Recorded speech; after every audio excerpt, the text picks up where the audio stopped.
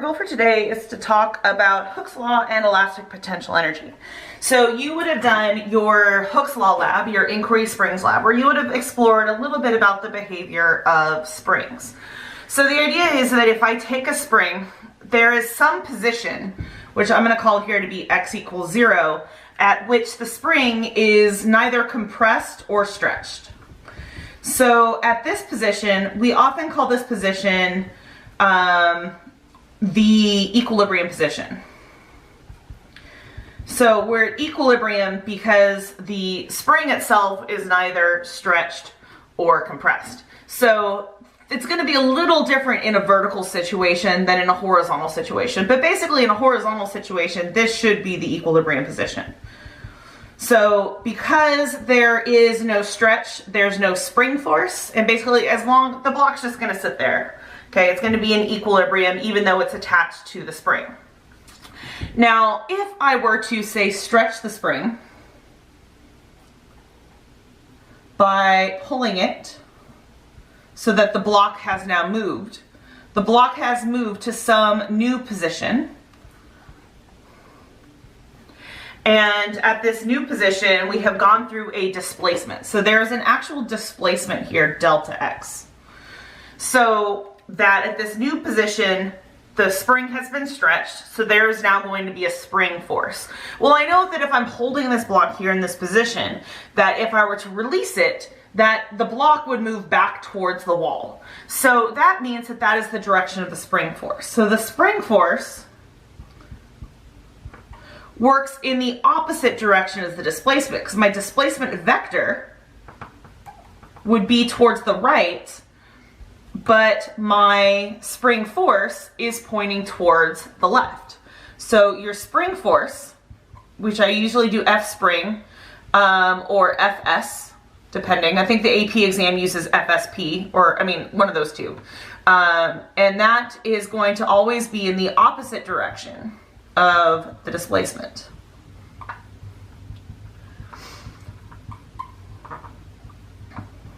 So it's always in the opposite direction of the displacement. So that if I were instead to have compressed the spring by pressing this box back to equilibrium, if I was to press it back and put it at equilibrium, let go, it would just stay there. And then if I was to press it further so that the spring was now compressed, that I would now have a displacement that was towards the left. So my displacement vector is towards the left. And now my spring force vector is to the right, because if I was to let go of the block here, it would want to move back towards the right. So I would have a spring force vector towards the right. So they're always going to be in the opposite direction.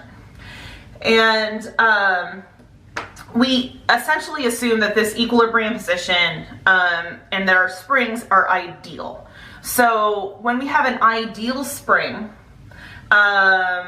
then that spring is said to obey Hooke's law. And Hooke's law was what you explored in your lab. So what you should have found in your lab was that if I was to create a graph of spring force versus displacement or stretch, or just length of the spring in general, I think is what the in-person students did, that if you do it in terms of displacement, then if the spring is not displaced, then there is no spring force. And then if I apply some sort of force to it so that it's going to stretch by some amount, so you're going to get a position there, and then you're going to get a position, and you apply more force, you're going to get more stretch, and so forth, that data should be theoretically linear. Okay, that you should end up with linear data, and that the slope of this graph is going to be what we call the constant K. It's a lowercase k, and we call K the spring constant.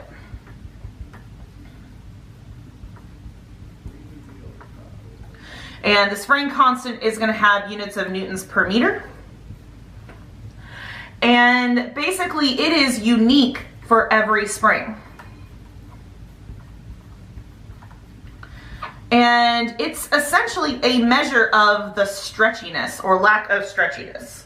So that how it responds, how that spring responds to the force.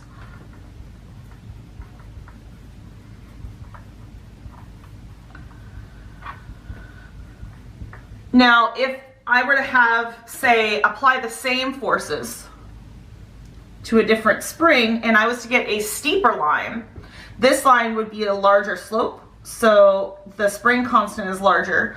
Basically what this tells me is to say get some displacement. Like, for example, if I wanted to get, say, this displacement here, I would have to apply a larger force than what I would to get the same displacement on the spring that had the blue slope.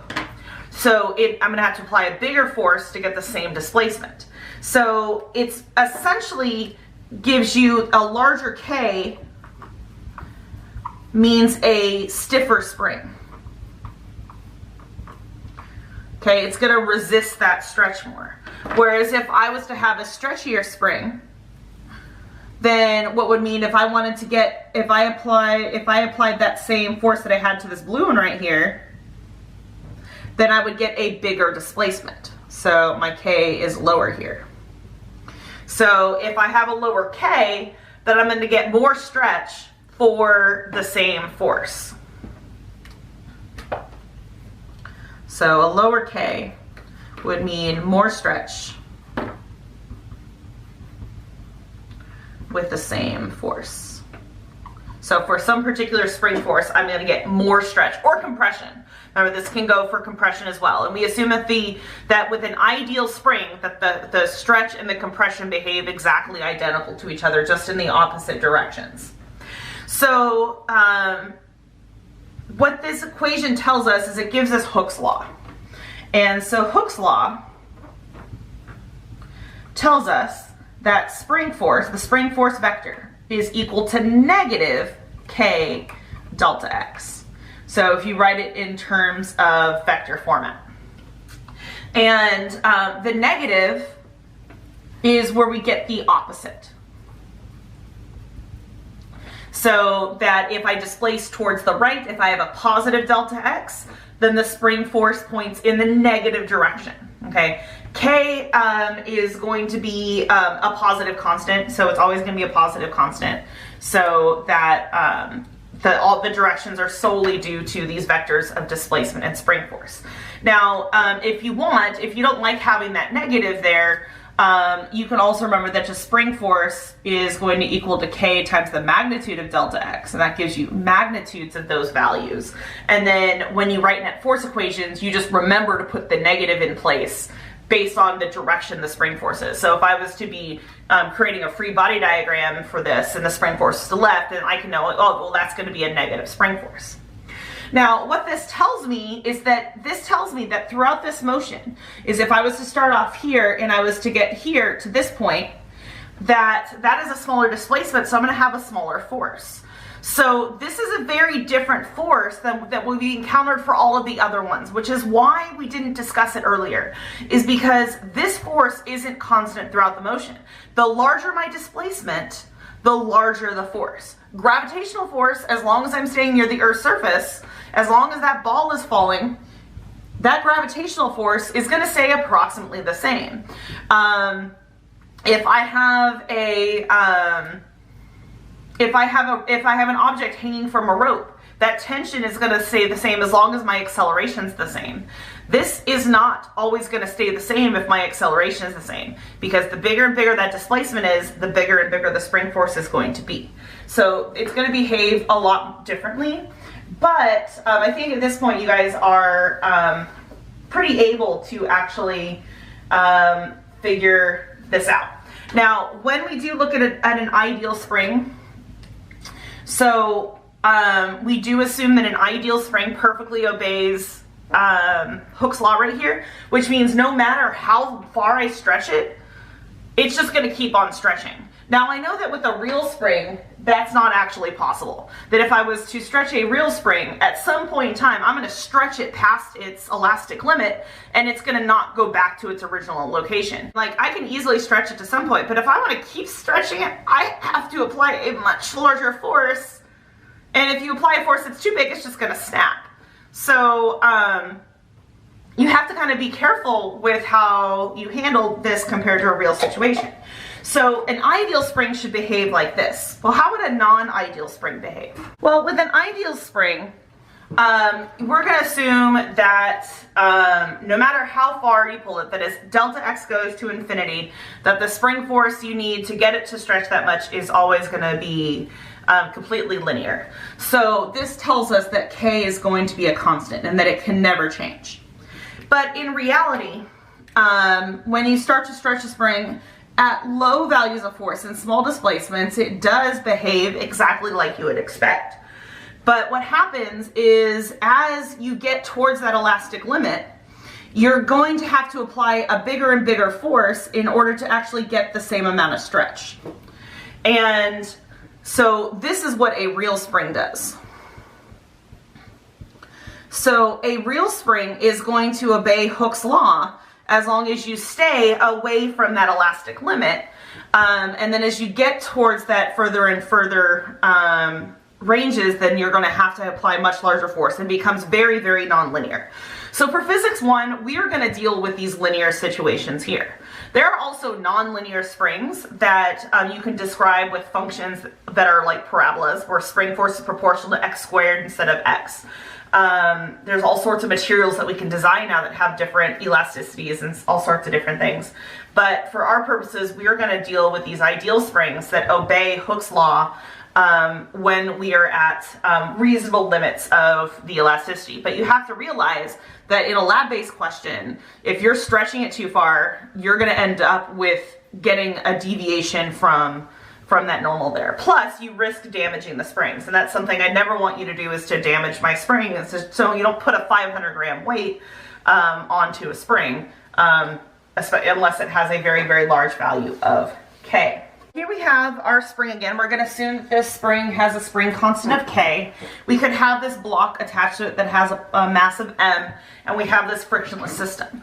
So the idea is, if I want to actually get this to stretch, then I am going to have to apply a force. So I'm just going to have just an applied force that is going to cause the spring to stretch, so that we are going to end up with some displacement, so that the block is now over here at some new position, so that it's been stretched. And that essentially when I get to this point, that because I'm at this end point right here and I have that same applied, I have some applied force right there, and that there has to be some spring force that is acting in the opposite direction. And if I'm just holding this here at rest, then my acceleration is 0 and my velocity is 0 here at this point. So it's in equilibrium. So we're going to assume that we've reached equilibrium. Now, what I'm going to assume is that throughout this whole process that I've actually managed to do this while it's at a constant speed. So that if I wanted to, instead of thinking about V being 0, that I am actually still going to just keep on stretching that, and that I could have a constant speed throughout this motion. Well, because my spring force, according to Hooke's law, it increases linearly with my displacement, then that means that if I'm doing this at a constant speed, then that means that my applied force also has to be linear with displacement, and those actually have to be equal graphs. So that if I could measure my applied force, I could measure my spring force. Or if I had a spring scale stuck in there, then I could, if I was holding onto a spring scale, I could figure out what force I'm having to apply to move at a constant speed. Now that would be a really different experiment to do. But what's really nice is that because elastic potential energy is going to be conservative, that means that the work done by the spring force and by my applied force really only depends on my starting and my ending conditions. But that's if I kind of ignore how I got to that point. So if I already know what my elastic potential energy is, then I can say, just know, well, what is my displacement here? Where did I start with my displacement? And then I could find my elastic potential energy using a formula, and I can find work using a formula. But right now, we don't have an equation for elastic potential energy. So if I want to know how much potential energy I have at this position, well, the only way to do that is with work. So if you recall, work is equal to F, basically F parallel times my displacement. So the applied force is doing work. It's doing positive work during this stretch because it's in the same direction as my displacement.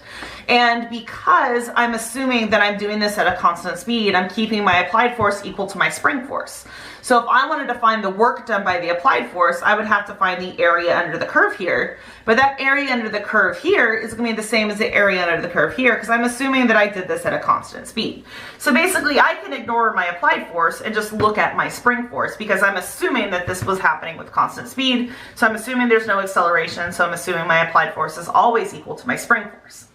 So that means if I wanted to find the work here done to stretch the spring, that basically I'm doing work on the spring so the spring can gain potential energy. So if I was to look at kind of a work energy diagram here, so if I start off with possible kinetic and potential energies and the possibility of work here, and then kinetic and potential. If I assume that I'm always doing this at a constant speed, then those two little charts are the same. Now if I assume I start off here unstretched, then I have no elastic potential energy.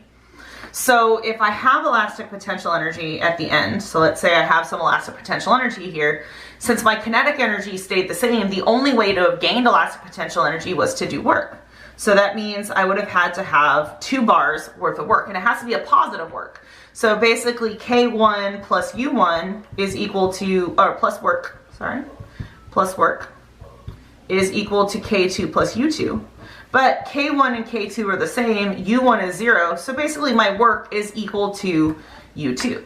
So the work done by this applied force is going to give me an increase in potential energy. Well, how much? Well, don't forget that this equation only works if the force is constant. So is the force constant throughout this motion? Well, no, the force has to increase linearly, which means we cannot just plug in our ending force and say multiply it by the displacement and get a value. We have to consider how we got to that point because this equation is not valid for this particular situation. In Physics C, this is not actually, that's a simplified equation. This is actually an integral where you have to integrate over the area, which is where we get the area under the curve. So remember that work is equal to the area under the curve of a force displacement graph. So therefore, if I was to say have some known displacement, delta x, so I've gone this specific delta x, so not just any delta x, that specific value, and I pulled with, so that I ended at this point with some very specific spring force. Not just any spring force, but the spring force at this position matching this displacement. Then I could find the area under the curve, because the area under the curve would be based on a triangle, and my work would be 1/2 the base of that, which is delta x, times the height, which would be the spring force.